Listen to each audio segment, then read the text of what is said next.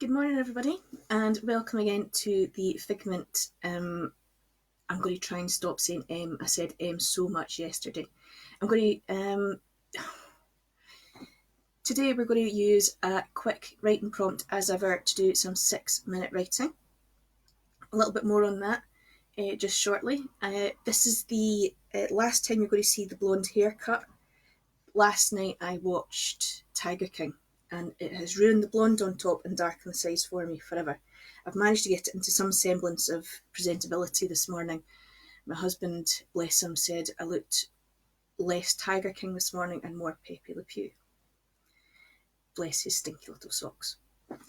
So anyway, this morning what we're going to be looking at, our writing prompt is from last week. You might remember last week I said sometimes you can find writing prompts, you can find ideas everywhere.